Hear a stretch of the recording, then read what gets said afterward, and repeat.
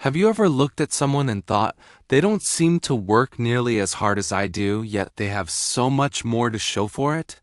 It's a frustrating feeling, right? You're putting in the hours, grinding day in and day out, but the gap between your effort and your rewards just seems to widen.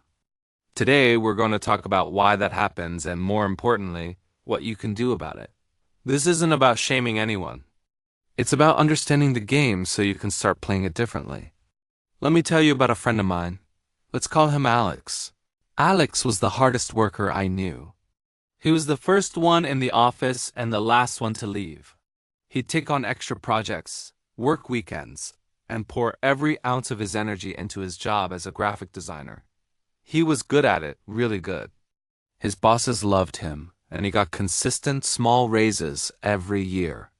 But after a decade, Alex was burned out, stressed, and financially, he was only slightly better off than when he started. He was trapped on a hamster wheel, running faster and faster but going nowhere. He saw his old college roommate, who started a small marketing agency, buying a house and traveling, and he just couldn't understand it. He knew for a fact his roommate didn't work nearly the 16-hour days he often did. The painful truth Alex had to face was this: hard work alone is not the answer. We're often told a simple story: work hard and you'll succeed. But that's an incomplete sentence. The full sentence should be, work hard on the right things. An hour of his life for a fixed hourly wage. The problem with this model is that you only have 24 hours in a day. You can't create more time. So your income will always have a hard limit, a ceiling you can never break through, no matter how hard you work. You're selling a finite resource.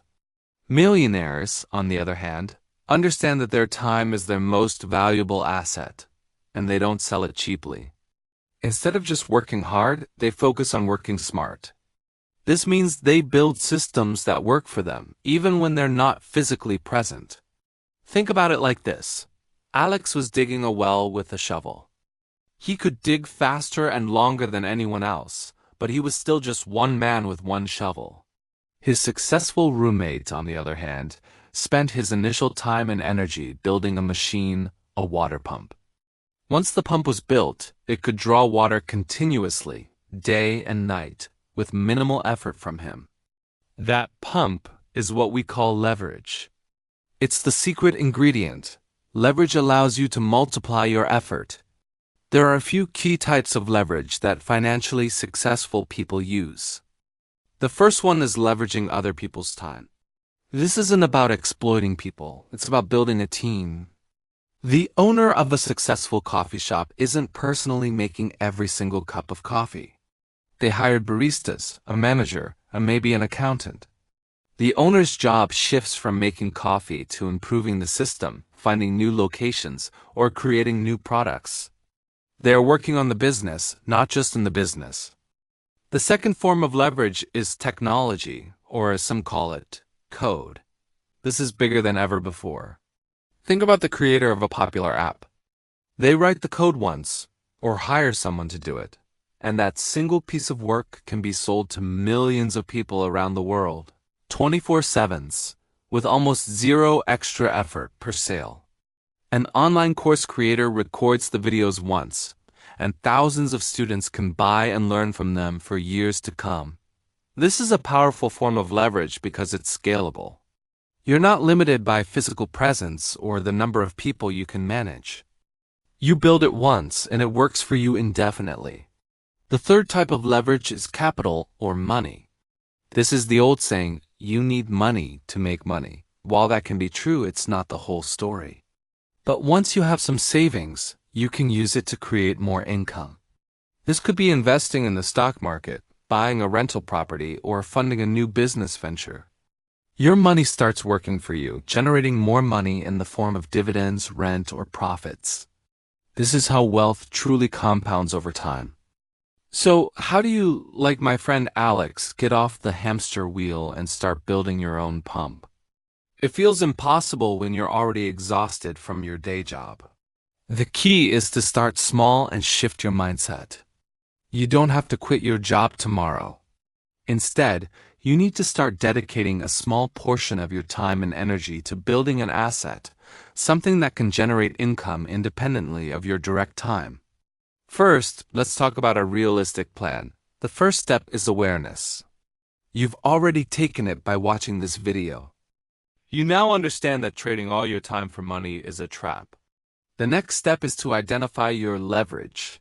What knowledge, skill, or passion do you have that could be turned into a system? Maybe you're great at baking. Instead of just baking for friends, could you create an ebook with your top 10 recipes? You write it once, and it can be sold thousands of times online. Maybe you're an amazing organizer. Could you create a short online course teaching your method for decluttering a home? Perhaps you're a skilled programmer. Could you build a small, useful piece of software or a website template and sell it? The initial phase is the hardest. It requires you to work your day job and then come home and invest a few hours into your project, your pump. This is where the hard work comes in, but it's a different kind of hard work. It's strategic. You're not just working to pay this month's bills. You're reworking to build a future where your income isn't tied to the hours you clock in. Let's go back to Alex. After his moment of realization, he didn't quit his job. He couldn't afford to, but he started using 2 hours every evening differently. Instead of just watching TV to decompress, he started learning about web design and building a portfolio of templates for small businesses. It was slow at first. He built a simple website to showcase his work. He used online marketplaces to sell his templates for a small fee. His first sale was for $30. It wasn't life-changing money, but the feeling was incredible. He made $30 while he was sleeping. For the first time, he had untied his time from his income. That small win motivated him. He reinvested the money back into his small side business, buying better software. He learned about digital marketing to get his templates in front of more people. Over 2 years, his side income grew. First, it was a few $100s a month, then 1,000.